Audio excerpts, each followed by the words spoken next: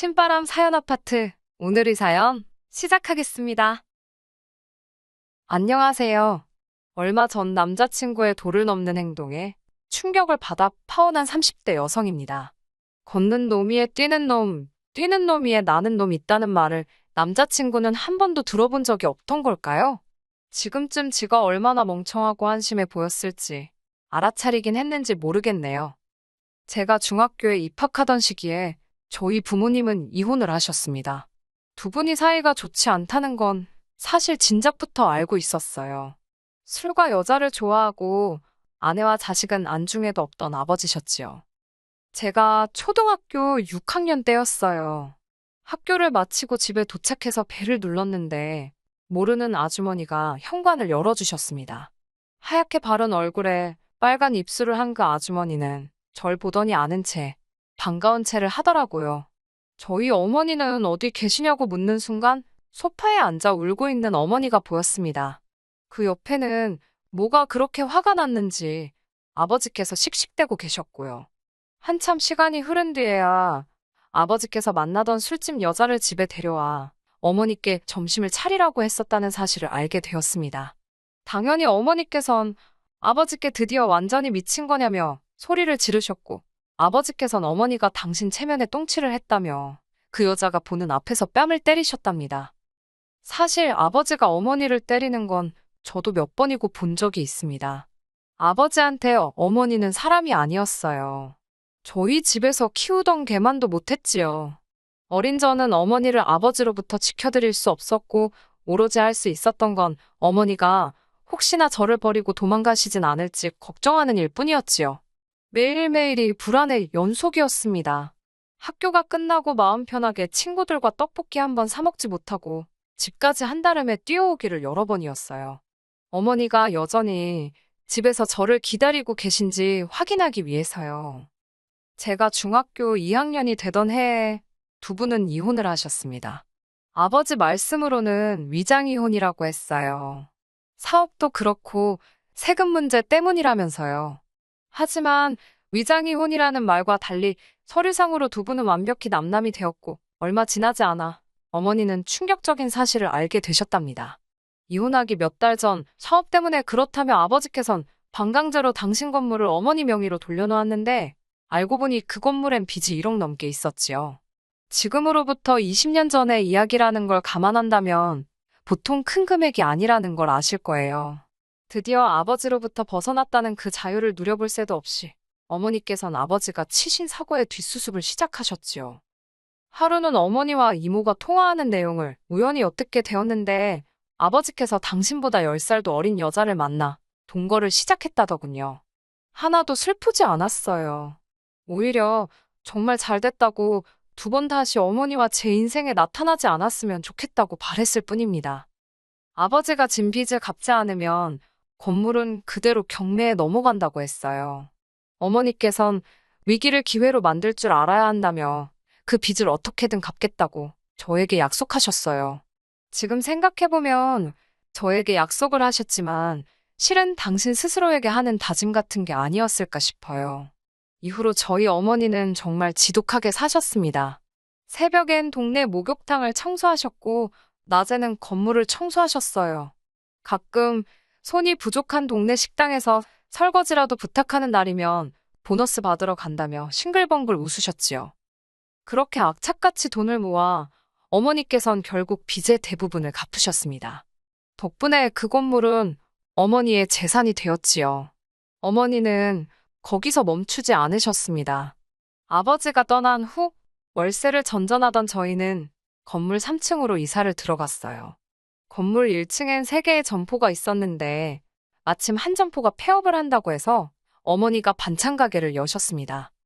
어머니나 저나 홍보도 영업도 어떻게 해야 할지를 몰라서 속된 말로 무식하게 장사를 했어요. 정성을 다해 만들고 박리담의 식으로 양은 많이 가격은 싸게요. 그런다고 해서 처음부터 사람들이 알아주지는 않더라고요. 장사가 잘 되지 않았어요. 만약에 어머니께서 남의 건물에서 세를 내가며 장사를 그런 식으로 하셨다면 진작에 접으셨어야 할 거예요. 나중에서야 알게 된 일이지만 어머니께선 딱 2년만 해보고 안 되겠다 싶으면 다시 청소일을 하실 생각까지 하셨답니다. 하지만 다행히 1년이 지나니 조금씩 반응이 오더라고요. 동네 엄마들 사이에서 김치가 너무 맛있다며 대량으로 살 순 없겠냐고 이야기가 나왔고 급기야 인근 회사들에서도 납품 문의가 들어오기 시작했거든요. 저는 고등학생에 불과했으니 현실적으로 어머니를 도와드리는 건 온라인에서 어머니 가게를 홍보하는 정도에 불과했어요. 어머니께서는 당시 몇몇의 아주머니들을 직원으로 고용해 가게를 운영해 나가고 계시기는 했지만 언제까지 주먹구구식으로 해나갈 수도 없는 노릇이었지요. 그렇게 몇 달의 시간이 흐르고 어머니께선 도저히 이렇게는 안 되겠다며 작은 회사를 설립하셨습니다. 멀지 않은 곳에 경매로 나온 공장이 있어 그것도 매입을 하셨어요. 그렇게 어머니는 직원 5명을 둔 김치 공장의 사장님이 되셨습니다. 어머니가 당신의 인생을 바꿔 나가시는 동안 저 역시 죽기 살기로 공부에만 매달렸습니다. 마음 같아선 당장이라도 저도 어머니 회사에 가서 일을 배우고 어머니께 도움이 되어 드리고 싶었지만 어머니께서 거절하셨습니다. 한마디로 제가 뭘 아냐는 거였지요. 저에게 대학도 가고 대학원도 가서 너가 하고 싶은 걸 하라는 게 어머니의 말씀이셨습니다. 고민 끝에 저는 경영학과 마케팅을 공부했습니다. 대학원을 졸업한 뒤에는 해외로 유학도 1년 다녀왔지요. 한국에 들어온 이후에는 취업을 했습니다. 어머니의 회사에 들어가는 것도 생각을 안 해본 건 아니지만 어렸을 때 무조건 어머니께 도움이 되고 싶다는 생각과는 달리 제가 가서 일하게 됐을 때 어머니가 느끼실 부담과 제가 느낄 불편과 같은 많은 것들을 생각하게 되더라고요. 차라리 다른 회사에 가서 좀 더 배우고 오는 편이 도움이 되겠다는 결론이었네요. 그렇게 저는 국내 식품회사에 입사하게 되었고 그곳에서 지금의 남자친구를 만나게 되었습니다. 남자친구는 저보다 5살이 많았지만 입사 시기는 고작 1년이 빨랐어요. 직원들 사이에서도 그렇게 늦은 나이에 어떻게 들어올 수 있었는지 이런저런 말들이 많았습니다. 저야 나중에 남자친구에게서 직접 들었지만요. 대학교를 졸업한 이후로 기자를 하겠다며 2년이란 시간을 보냈답니다. 그때는 정의감이 넘치고 세상에 대한 환멸을 느껴서 사회를 고발하는 기자가 되려고 했다나요. 하지만 기자가 되는 길이 쉽지가 않더랍니다. 이후로는 부모님의 성화에 내키지도 않는 공무원 공부를 몇 년 동안 했다고요. 하지만 역시 그 또한 잘 풀리지 않아서 결국 아버님께서 아는 지인의 지인을 통해 지금의 회사에 거의 낙하산처럼 꽂아주었다 했습니다. 이 이야기를 할 때 남자친구는 마치 자기가 엄청난 특권층인 것 마냥 으스댔는데 얼마나 꼴 같지도 않던지요. 그런데도 그런 남자친구와 연애를 하고 결혼까지 생각했던 건 남자친구가 잘난 척이 심해서 그렇지 저에게 항상 다정하고 친절했기 때문입니다. 사무실 내 다른 직원들, 특히 상사들한테 깍듯하고 예의가 바른 것도 보기가 좋았어요. 남자 직원들 대부분이 담배를 피러 간다며 1시간마다 밖에 나가고 술자리를 좋아해서 걸핏하며 회식을 잡아댔는데 남자친구는 달랐습니다. 건강을 생각해 담배는 안 피고 실수할까봐 술은 안 좋아한다고요. 어린 시절 폭력적이고 술과 여자를 좋아하던 아버지의 모습을 봤던 탓에 저는 이성을 볼 때 그 사람의 음주 여부나 여성 편력 등을 집중해서 관찰하는 편입니다. 그런 저에게 남중남고 그리고 남자들이 대부분인 과를 졸업했다는 남자친구는 남편감으로 정말 딱이다 싶었지요. 그래서 잘난 척을 하는 건 귀여운 애교라고 여기고 얼마든지 넘어갈 수 있었습니다. 하지만 뭐든지 정도껏 해야 봐주지요. 제 얼굴에 침 뱉기 같지만 이제 제가 못할 말이 뭐가 있겠어요? 남자친구의 잘난 척은 시간이 지날수록 정도가 심해졌어요. 둘만의 이야기에 집중하고 소소한 재미를 추구하는 저와 달리 남자친구는 매번 국제정세가 어떻고 나라 상황이 어떻고 같은 전혀 가볍지 않은 그리고 당장 우리의 연애와 전혀 상관없는 대화를 나누고 싶어 했어요. 사귄 지 얼마 되지 않았을 때야 그런 남자친구의 모습이 지적이고 똑똑해 보였던 게 사실이에요. 또 제 딴에는 남자친구의 길을 살려준답시고 조금 과하게 리액션을 해주기도 했어요. 하지만 사람이 눈치가 있어야 할 거 아니에요? 뜬금없이 아프리카에선 애들이 쌀이 없어 굶어 죽어가네 어쩌네. 그런 소리를 기껏 분위기 있는 레스토랑에 도착해서 해대면 제 기분은 어떻겠어요? 뿐만 아니라 하도 어려운 이야기만 해대길래 똑똑한 여자를 좋아하나 싶더라고요. 생각해보면 어이가 없어요. 저도 배울 만치 배운 여자였는데, 그래도 그때는 사랑에 눈이 멀어서는 그런 남자친구에게 걸맞는 여자가 되어야겠다는 욕심이 들더라고요. 그래서 일부러 관심도 없는 분야의 책까지 찾아 읽어가며 말 그대로 공부를 했네요. 황당한 건 막상 제가 공부를 하니까 남자친구가 별로 안 좋아하더라고요. 게다가 대화를 나누다 보면 의견이 다를 수도 있잖아요. 그러면 무조건 자기 말이 맞다고 우겨대기 일쑤더라고요. 그리고는 이유랍시고 들먹이는 내용들도 듣고 있다 보면 잘못된 것들이 얼마나 많은지 몰라요. 평소에 제 성격이라면 그런 걸 구태여 지적하진 않았겠지만 어디 가서 행여 개망신 당할까 싶어서 한두어 번 지적한 적이 있습니다. 그랬더니 어휴, 자기가 실수한 건 인정하지 않고 갑자기 완전히 다른 이야기를 꺼내는 비겁한 사람이었어요. 그래도 사랑의 힘이 무섭긴 하대요. 싸우고 지치기는 했어도 맞춰가는 과정이라 생각했지 헤어져야겠다는 생각은 솔직히 못했거든요. 제 인생의 첫사랑이기도 했고 첫 남자이기도 했으니까 미련이 많았던 것 같아요. 좋은 점만 보려고 애를 많이 썼어요. 남자친구가 결혼하자고 했을 땐 솔직히 걱정보다 안도가 되었던 게 사실이에요. 아시다시피 저희 집에는 어머니와 저밖에 없었잖아요. 믿음직한 남편이자 사위가 돼줄 거라는 기대가 있었어요. 잘난 척하는 것 빼고는 그래도 심성은 곱고 착한 사람이었고 행실도 바르다고 믿었으니까요. 남자친구에게 프로포즈를 받고 저는 회사를 관뒀습니다. 일단 저희가 다니던 회사는 사내 결혼에 꽤나 부정적이었거든요. 그리 전 어차피 언젠가 어머니 밑으로 들어가 일을 배울 생각이었고요. 여러 가지 상황과 조건들이 맞아떨어져 별 미련 없이 회사를 관뒀습니다. 하지만 저희 어머니가 김치 회사를 운영하신다는 사실을 모르고 있던 남자친구는 벌써부터 전업을 할 생각이냐며 걱정이다, 실망이다, 그딴 소리를 해댔지요. 남자친구와 상의를 하지 않고 회사를 관둔 건 제 실수입니다. 인정해요. 하지만 제가 원래 어떤 결정을 내릴 때 누가 밤나라 배나라 하는 걸 별로 좋아하지 않거든요. 그리고 어차피 이직할 곳이 정해져 있는데 남자친구가 그토록 기분 나쁘게 받아들일 거라곤 상상도 못했지요. 남자친구에게 상황을 설명하고 나자 남자친구는 오해해서 미안하다며 자기는 제가 개념 있는 여자인 줄 알았기에 깜짝 놀랐답니다. 그 말도 영성에 차지는 않았지만 자꾸 말꼬리 잡아서 서로 좋을 게 없다 싶어 못 들은 채 넘겼어요. 저는 회사를 관뒀고 어머니 회사로 들어갔습니다. 전 솔직히 제가 큰 도움이 될 줄 알았는데 어머니 회사는 제가 다니던 회사에 비하면 규모도 한참 작았고 여러 가지로 달랐습니다. 오히려 제가 다른 직원들로부터 많은 걸 배워야 하는 상황이었고 오히려 짐이 되는 게 아닌지 죄송스러울 지경이었지요. 며칠 뒤 남자친구가 저하고 긴히 상의하고 싶은 일이 있다고 하더라고요. 매일같이 회사에서 보다가 제가 관두고 난 이후로는 일주일에 한두 번 보는 게 전부였습니다. 만나서도 보통은 결혼에 관한 이야기를 했기 때문에 이번에도 결혼에 관련해서 뭐 상의할 게 있나 보다 생각하고 나갔어요.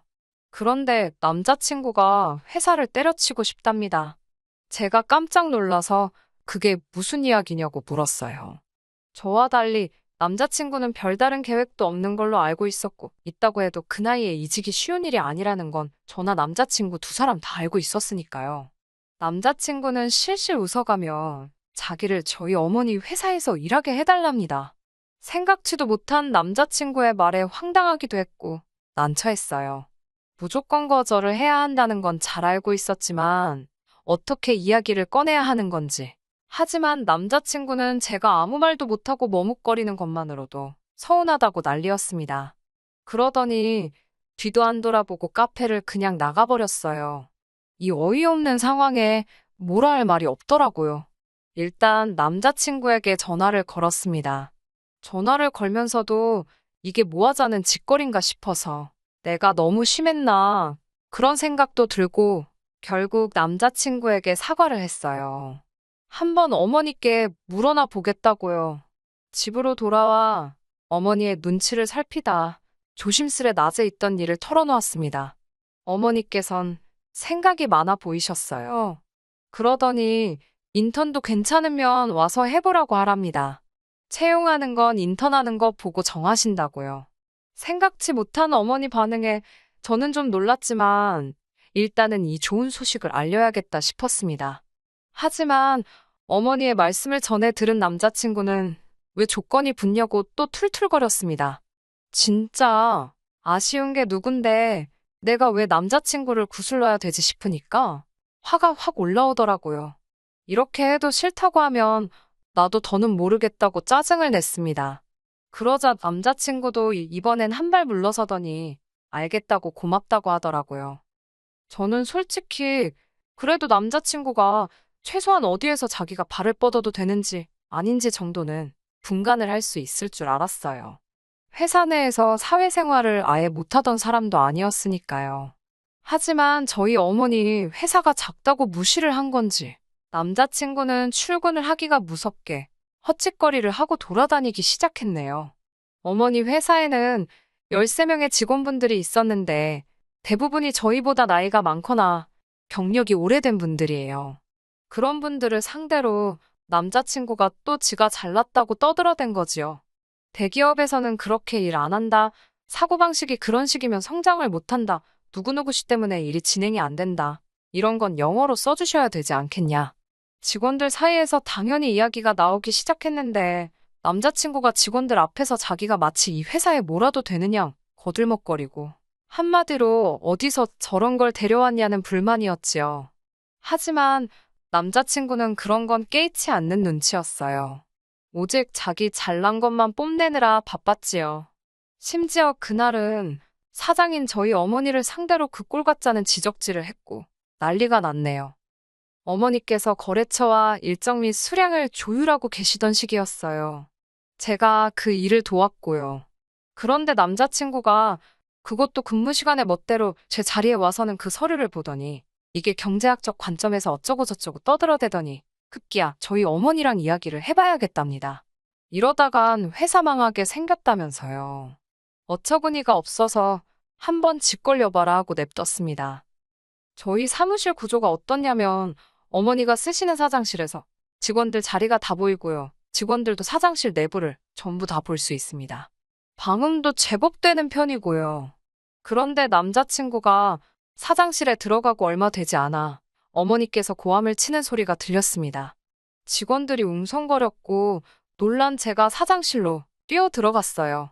어머니께서 하시는 말씀이 남자친구가 여기서 일하는 직원들 전부 다 수준 미달이라면서 어떻게 이런 식으로 사업을 끌어오셨는지 모르겠다나. 그러면서 어머니께 이러실 때가 아니라 일단 대학원에 가서 경영자 수업을 들으셔야 하는 거 아니냐고. 오너의 품격이 어떻고. 모르겠어요. 뭔 헛소리를 얼마나 신나게 떠들어댄 건지. 아무튼 어머니께선 말 그대로 정말 크게 노하셨지요. 결국 인턴은 바로 쫓아냈네요. 잘난 남자친구께서 노동법이 어쩌고 난리를 쳤지만 저희가 회사가 작아서 그렇지 변호사도 있고 있을 건 다 있습니다. 어머니께서 그렇게 잘났으면 법대로 해보라고 상대도 안 해주셨어요. 결혼은 당연히 물 건너갔습니다. 어떤 딸이 남자친구가 자기 어머니한테 그러고 달라드는데 결혼하고 싶겠어요? 솔직히 저한테 지 잘났다고 떠들어댄 거야. 같이 놀아준 셈 쳐도 되지만 저희 어머니한테 그런 건 지금도 때려 죽여도 분이 안 풀릴 것 같아요. 솔직히 파혼이라고 표현은 했지만 뭐 예약을 하나 한 것도 아니고 양쪽 집안 어른들한테 서로 소개한 정도에서 끝나서 다행이지 뭐예요. 진짜 남자 잘못 만나서 망하는 여자는 있어도 혼자 살아서 망하는 여자는 없다더니 혼자 살아야 될까요? 정말이지? 결혼은 어렵네요. 훅이랄 건 아니지만 남자친구한테는 지금도 연락이 오고 있어요. 남자친구는 저더러 어머니 좀 말려보라고 자기는 회사와 저희 모녀를 위해서 총대를 메고 이야기한 거라고요. 그러면서 회사까지 때려치고 나와서 갈 곳도 없는데 이렇게 며칠 만에 나가라고 하면 이건 오너마인드가 어쩌고. 그렇게 잘났으면 본인 능력껏 살 길 찾아보라고 했습니다. 그리고는 난 오빠가 그놈의 입 때문에 언젠간 크게 경을 칠 줄 알았다고 한마디 해줬지요. 진짜 이제 그만 좀 떠들었으면 좋겠어요. 입이 문제라니까요. 끝까지 들어주셔서 감사합니다. 오늘의 사연은 여기까지입니다. 구독과 좋아요, 알람 설정 부탁드리고 더 좋은 사연으로 다시 찾아뵙겠습니다. 감사합니다.